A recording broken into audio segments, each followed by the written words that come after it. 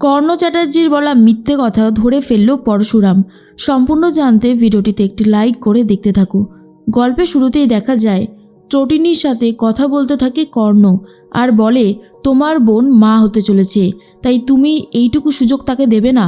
আজ যদি কবিরের কোনো শাস্তি হয়ে যায়, আরাধ্যা কী নিয়ে থাকবে বলো তো? আর একা একা একটা বাচ্চাকে মানুষ করা যে কতটা কঠিন সেটা নিশ্চয়ই তুমি খুব ভালো মতন জানো। এর মধ্যেই নন্দিনী তখন বলে, এসব কথা থাকুক, ত্রটিনী তুই ভেতরে চল।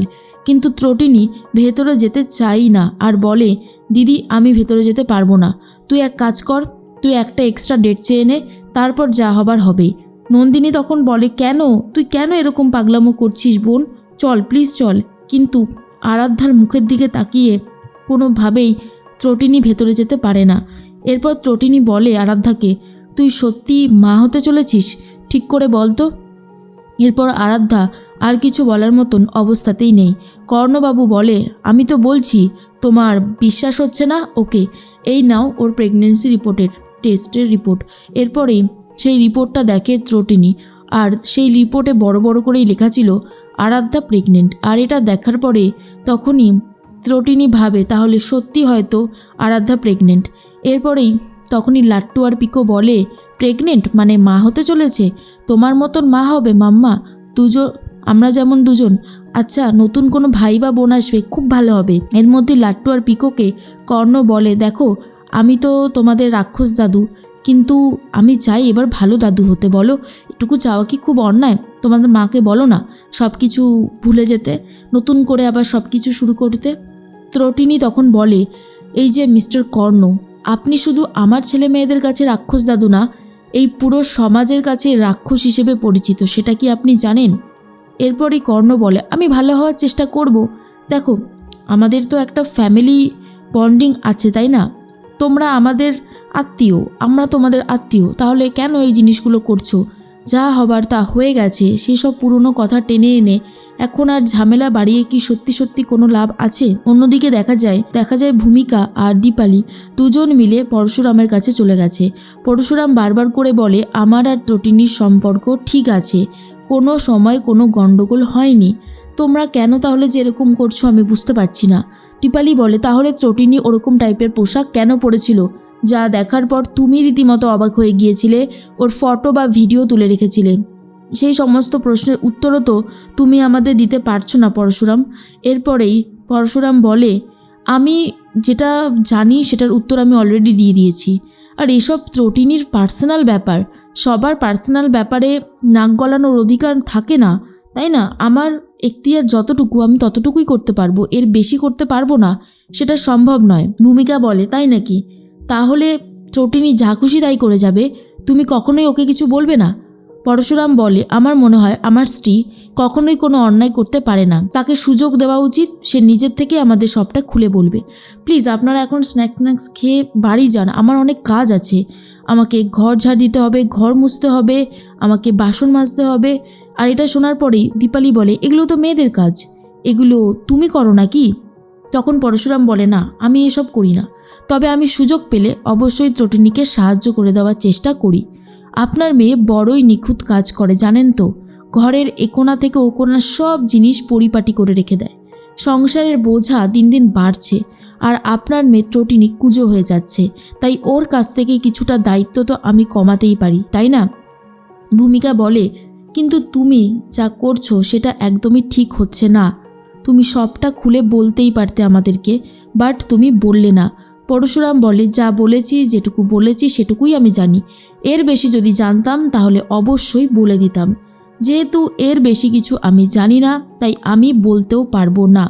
অন্যদিকে দেখা যায় নন্দিনী কথা বলতে থাকে কর্ণর সাথে। কর্ণ তখন বলে, দেখুন অ্যাডভোকেট ম্যাডাম, আপনি চাইলেই সব কিছু করতে পারেন না, কিছু কিছু খেলা তো আমরাও খেলতে পারি, তাই না? এরপর বুঝতে পেরে যায় যা হচ্ছে সেটা ভুল হচ্ছে। তখনই দীপালি ফোন করে নন্দিনীকে আর বলে, তুই কোথায়? ত্রটিনী কোথায় রে? নন্দিনী বলে, ত্রটিনী তো বাড়ির দিকে রওনা দিল। কেন? দীপালি বলে, ওকে ফোন করলাম, ওর ফোনটা যাচ্ছে না, তাই জন্য। এই বলে ফোনটা কেটে দেয়। তার মাঝখানে পরশুরাম জানে যে ত্রটিনী ঠিক কেমন আর কি করতে পারে। এদিকে সৌরভ তো ধরা পড়ে গেছে বসের কাছে, কারণ বস দেখে নিয়েছে সৌরভ বিজিত লাহিড়ীকে সমস্ত খবর পাস করছিল। তখনই বস বলে, সৌরভ, তোমার এই অন্যায়ের জন্য কি শাস্তি হতে পারে তুমি কি সেটা জানো? আর যেই শাস্তিটা তোমার হবে না, তুমি ধোপে টিকবে না, তুমি জাস্ট আউট হয়ে যাবে। সৌরভ বলে, স্যার আমার ভুল হয়ে গেছে, আমি আর কখনোই এরকম অন্যায় করব না। বস বলে, ভুল? তুমি আর কতবার ভুল করবে বলো তো? এদিকে ত্রটিনি বাড়িতে চলে এসেছে। তখনই ত্রটিনিকে দেখে লাট্টু আর পিকো বলে, মা আজকে তুমি একটা অনেক ভালো কাজ করেছো। পরশুরাম বলে, কি ভালো কাজ করেছে ত্রটিনি? আর আজকে তো শাস্তি ঘোষণা হবার কথা ছিল, কি হলো শেষ পর্যন্ত? এরপরেই ত্রটিনি বলে, পারলাম না শাস্তি দিতে, কারণ একটা খবর জানতে পারলাম আরাধ্যা নাকি মা হতে চলেছে। আরাধ্যার এই মা হবার খবরটা শুনে আমি আর কবিরকে শাস্তি দিতে পারলাম না। পরশুরাম বলে, আরাধ্যা মা হতে চলেছে? না ত্রটিনি, কোথাও একটা ভুল হচ্ছে। তুমি ওদের কথা বিশ্বাস করে ভুল করেছো। নিজের দিদির ওপর চাপ সৃষ্টি করে আর একটা ডেট আদায় করার চেষ্টাটা পুরোপুরি বৃথা। এর মধ্যেই কর্ণ চ্যাটার্জি ফোন করে পরশুরামকে আর বলে, কি ব্যাপার বলো তো, সব কিছুই এত স্মুথলি শেষ হয়ে গেল তাই না? তখন পরশুরাম বলে, কিছুই শেষ হয়নি, সব কিছুই আবারও নতুন করে শুরু হতে পারে। আর যেই মিথ্যেটা আপনি বলছেন না, সেই মিথ্যেটা আসলেই ধোপে টিকবে না, সত্যিটা একদিন সবার সামনে আসবেই। ত্রটিনিকে যেই বলে আপনি ঘায়েল করার চেষ্টা করেছেন, কিচ্ছু করতে পারবেন না, কিচ্ছু না। এরপর কর্ণ চ্যাটার্জি বলে, আমি তো ভুল কিছু বলিনি, যা বলেছি তা তো একদম ঠিক কথাই বলেছি, আর আমি তো টেস্টের রিপোর্টও দেখিয়ে দিয়েছি। কর্ণ চ্যাটার্জিকে তখন পরশুরাম বলে, ওরকম টেস্টের রিপোর্ট না, চাইলেই অনেক জোগাড় করে আনা যায়, ফোনটা রাখুন, এই বলেই কেটে দেয়। তখনই ত্রটিনি বলে, তুমি এসব কি বলছো? পরশুরাম বলে, হ্যাঁ আমি যেটা বলেছি সেটা একদম ঠিক কথাই বলেছি, কোনো কিছু ভুল বলিনি। এরপর পরশুরাম চলে যায় অফিসে। সেখানে তার সহকর্মী মায়া বলতে থাকে, বস আজকে আপনি পার্ক স্ট্রিট যাবেন না আপনার স্ত্রীকে নিয়ে। আপনি যদি আজকে পার্ক স্ট্রিট যান তাহলে কিন্তু আপনি টার্গেট হবেন। এরপরে পরশুরাম বলে, আমি টার্গেট হব? কে করবে টার্গেট আমাকে? মায়া বলে, কেন, বিজিত লাহিড়ী আপনাকে টার্গেট করবে আর আপনার স্ত্রীকে। এরপরেই ফোন করছে আয়ুষী আর বলে, হ্যাঁ রে, আরাধ্যার খবরটা পেয়ে তুই কি একদমই খুশি হোসনি? ত্রটিনি তখন বলে, আমি খুশি হইনি? কি বলছিসটা কি তুই? আয়ুষী বলে, হ্যাঁ, তুই রীতিমতো ছেড়ে দিলি কবিরকে। তখনই ত্রটিনি বলে, না আমি ছাড়িনি, আমার ছেলে আর মেয়ে লাট্টু আর পিকো ওরা ছেড়ে দিয়েছে, তাই আমি মাফ করে দিয়েছি। কিন্তু এই খবরটা আদৌ কতটা সত্যি সেটা তো আমি ঠিক খুঁজে বার করবই। আর এটা শোনার পর চমকে যায় আরাধ্যা।